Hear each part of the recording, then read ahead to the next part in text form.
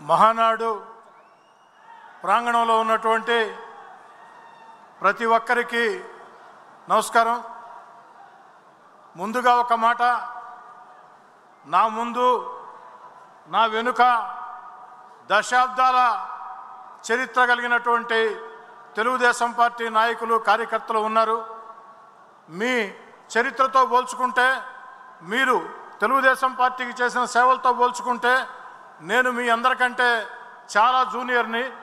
కేవలం ఎన్నికలకు 16 నెలల ముందు ఆనాటి ప్రభుత్వ వైఎస్ఆర్ కాంగ్రెస్ పార్టీ విధానాలు నచ్చక ధిక్కరించి ఎదిరించి పోరాడి ఆ యొక్క ప్రభుత్వానికి వ్యతిరేకంగా రోడ్డు మీదకు వచ్చిన పరిస్థితుల్లో ఆ రోడ్డు మీద ఒక రాజకీయ శ్రామికుడిగా నడిచి వెడుతున్న పరిస్థితుల్లో ఆనాడు తెలుగుదేశం పార్టీ జాతీయ అధ్యక్షులు నారా చంద్రబాబు నాయుడు గారు, యువ నేత నారా లోకేష్ గారు భుజం తట్టి ప్రోత్సహిస్తే ఆ సేతు తెలుగుదేశం పార్టీ కుటుంబం అంతా నన్ను మీలో సభ్యుడిగా చేర్చుకుని హక్కును చేర్చుకున్నారు, ప్రోత్సహించారు.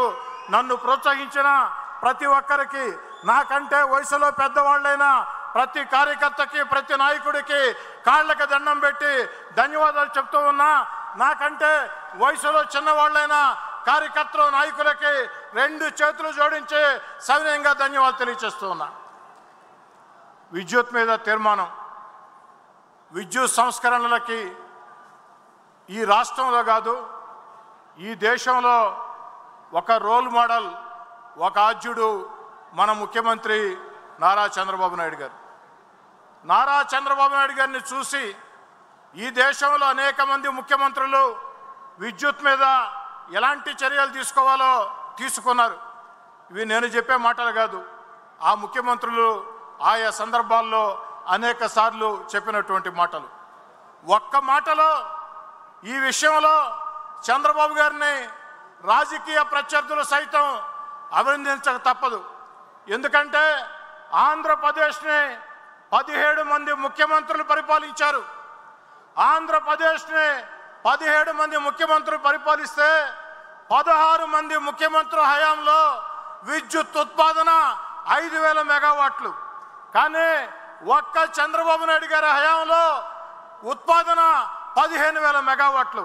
16 మంది ముఖ్యమంత్రులు 5,000 కోట్లు, ఒక్క ముఖ్యమంత్రి ఒక 15,000 మెగావాట్లు.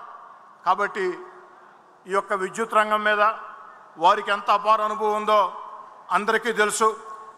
చాలని కరెంటుతో, వచ్చి రాని కరెంటుతో కరెంటు బిల్లు ఎట్లా కట్టాలి అని ఆవేశపడే రోజుల్లో, ఆవేదన చెందే రోజుల్లో ఈరోజు భారతదేశంలో ఒక రోల్ మోడల్లా ఆంధ్రప్రదేశ్లో కరెంటు వెలుగులు వెలుగుతున్నాయంటే ముందు చూపుతో చర్యలు తీసుకున్న చంద్రబాబు నాయుడు గారికి ఒక్కసారి తెలుగుదేశం మహానాడు ప్రాంగణం దద్దరిల్లే విధంగా చప్పట్లతో ధన్యవాదాలు తెలియజేయాలని చెప్పని కోరుకుంటూ ఉన్నా.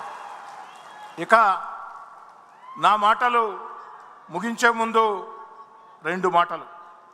ఒకటి, ఈరోజు మన ముఖ్యమంత్రి చంద్రబాబు నాయుడు గారు గత వైఎస్ఆర్ కాంగ్రెస్ పార్టీ విధానాలతో సర్వనాశనం అయిపోయిన ఆంధ్రప్రదేశ్, గత పాలకుల దుర్మార్గాలతో సర్వనాశనమైన ఆంధ్రప్రదేశ్ ఈరోజు చంద్రబాబు నాయుడు గారు కాకుండా వేరే వారు ముఖ్యమంత్రిగా ఉంటే కనీసం రాష్ట్రాన్ని నడిపించే పరిస్థితి లేదు, జీతాలు కూడా ఉద్యోగస్తులకు ఇచ్చే పరిస్థితి లేదు.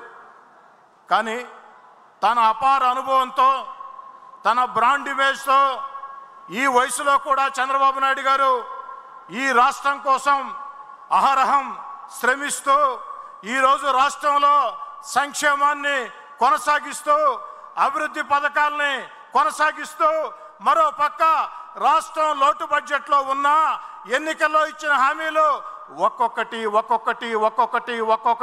నెరవేర్చుకుంటూ వస్తూ ప్రపంచంలో రాజధాని లేని రాష్ట్రం ఆంధ్రప్రదేశ్.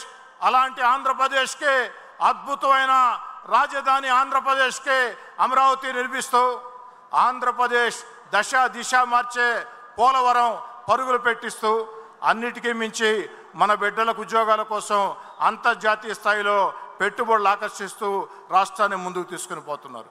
వారి స్ఫూర్తిగా ప్రతి ఒక్క నాయకుడు కార్యకర్త కష్టపడాలని ఈ యొక్క వేదిక మీద నుంచి పార్టీ జాతీయ అధ్యక్షులు చంద్రబాబు నాయుడు గారికి నా వినయపూర్వక అభ్యర్థన. చంద్రబాబు నాయుడు గారు, మీరు టార్గెట్ 29 ఇచ్చారు, 2029 టార్గెట్. మేము సిద్ధం టార్గెట్కి. కానీ 2029 ఎన్నికల టార్గెట్ అప్పచెప్పిన మీరు ఈ యొక్క రాష్ట్రమే కాదు, ప్రపంచంలో ఉండే తెలుగు వాళ్ళు లేదా తెలుగుదేశం పార్టీ నాయకులు కార్యకర్తల ఆకాంక్షను కూడా మీరు నెరవేర్చాలా, ఆకాంక్షను కూడా మీరు గుర్తించాలా.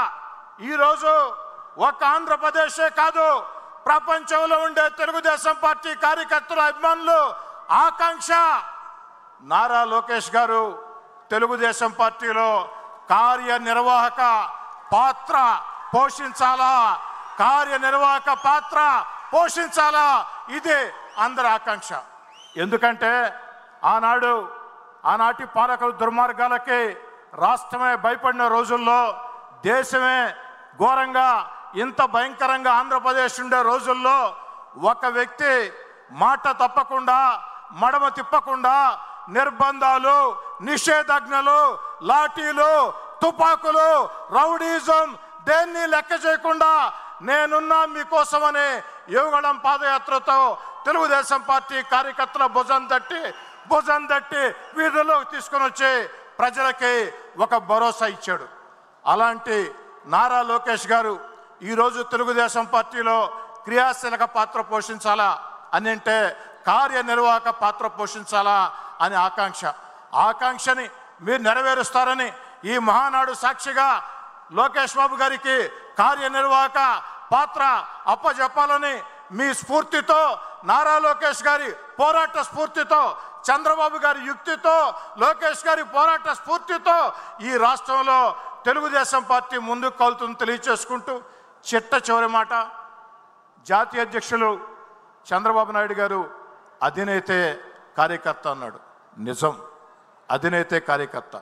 ఎందుకంటే ఈరోజు మేము ఎమ్మెల్యేలుగా, మంత్రులుగా, ఎంపీలుగా మేమందరూ ఇక్కడ ఉన్నామంటే ఈ రాష్ట్రంలో అనేక మంది తెలుగుదేశం పార్టీ కార్యకర్తల త్యాగాలు, చంద్రయ్య లాంటి రక్త తర్పణాలు, బలిదానాలు, అక్రమ కేసులు, గొంతులు కోస్తున్నా, కత్తులతో పొడుస్తున్నా, లాఠీలతో బాతున్నా లెక్క చేయకుండా దుర్మార్గాన్ని ధిక్కరించి తెలుగుదేశం పార్టీ జెండా రెపరెపలాడించిన ఆ కార్యకర్తల కళ్ళల్లో వెలుగులు ఉంటే మేము బాగుంటాం, ఆ కార్యకర్తల కళ్ళల్లో వెలుగులు లేకుంటే మేము బాగున్నాం.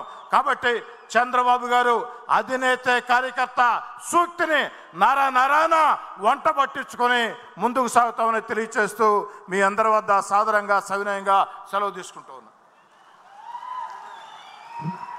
శ్రీధర్ రెడ్డి అన్న గారికి ధన్యవాదాలు. ఇదే తీర్మానాన్ని బలపరచవలసిందిగా